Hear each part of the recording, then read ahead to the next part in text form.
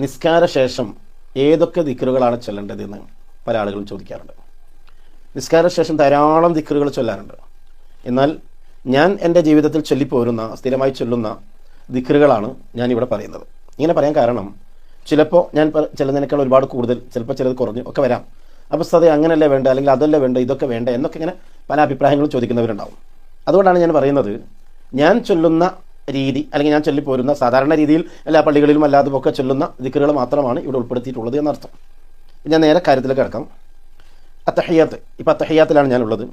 എങ്ങനെ അത്തഹിയാത്ത് ഇരിക്കണം, സലാം എങ്ങനെ വെട്ടണം, കാലെങ്ങനെ വെക്കണം എന്നതൊക്കെ മുമ്പത്തെ വീഡിയോയിൽ ഞാൻ ചെയ്തിട്ടുണ്ട്.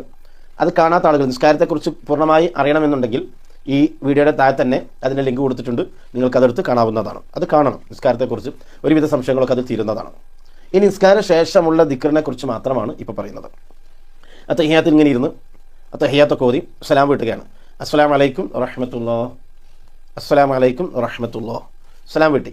സലാം വീട്ടി കഴിഞ്ഞ് ഈ കാൽ ഇവിടെ നിന്ന് അനങ്ങുന്നതിന് മുമ്പ് സുബ്ഹ് നിസ്കാരത്തിലും മഗ്രിബ് നിസ്കാരത്തിലും ചൊല്ലേണ്ട ചില ദിക്റുകളുണ്ട്. ആദ്യം അത് പറയാം. മഗ്രിബ് നിസ്കാരത്തിലും സുബ്ഹ് നിസ്കാരത്തിലും മാത്രമാണ് ഈ പ്രത്യേകമായ ദിക്ർ ചൊല്ലേണ്ടത്. അത് നമ്മുടെ ഉസ്താദ്മാരൊക്കെ പറയാറുള്ളത് ഈ കാൽ അനങ്ങുന്നതിന് മുമ്പ് വേണമെന്നാണ്. മാത്രമല്ല ഇതിൻ്റെ മുമ്പ് മറ്റൊരു ദിക്റും ചൊല്ലേണ്ടതില്ല. ആദ്യമായി ഈ ദിക്റാണ് ചൊല്ലേണ്ടത് എന്ന്. ഇപ്പം മഗ്രിബ് നിസ്കാരത്തിൽ അല്ലെങ്കിൽ സുബ്ഹ് നിസ്കാരത്തിൽ സലാം വീട്ടിയ ഉടൻ തന്നെ നാം ചൊല്ലേണ്ടത് ലാ ഇലാഹ ഇല്ലല്ലാഹു വഹ്ദഹു ലാ ശരീക ലഹു ലഹുൽ മുൽക്കു വലഹുൽ ഹംദു യുഹ്യി വയുമീതു വഹുവ അലാ കുല്ലി ഷൈഇൻ ഖദീർ. ഈ ദിക്ർ ലാ ഇലാഹ ഇല്ലല്ലാഹു വഹ്ദഹു ലാ ശരീക ലഹു ലഹുൽ മുൽക്കു വലഹുൽ ഹംദു യുഹ്യി വയുമീതു വഹുവ അലാ കുല്ലി ഷൈഇൻ ഖദീർ. ഈ ദിക്ർ 10 പ്രാവശ്യം ചൊല്ലണം. 10 പ്രാവശ്യം. അത് കഴിഞ്ഞിട്ട് അല്ലാഹുമ്മ അജിർനി മിനന്നാർ, അല്ലാഹുമ്മ അജിർനി മിനന്നാർ, അല്ലാഹുമ്മ അജിർനി മിനന്നാർ എന്ന ദിക്ർ 7 പ്രാവശ്യവും നാം ചൊല്ലുക. സുബ്ഹിലും പിന്നെ മഗ്രിബിലും മാത്രമാണ് ഈ പറഞ്ഞിട്ടുള്ളത്. ഇനി അങ്ങോട്ട് പറയാൻ പോകുന്നത് ഈ എല്ലാ നിസ്കാരത്തിലും ചെയ്യേണ്ടതാണ്. ഈ പറഞ്ഞ 2 ദിക്ർ സുബ്ഹിലും ഈ മഗ്രിബിലും മാത്രമാണ്. ഇത് ചൊല്ലി കഴിഞ്ഞിട്ട് പിന്നെ അസ്തഗ്ഫിറുല്ലാഹൽ അദീം മുതത്താവിടെ ചൊല്ലിയാൽ മതി.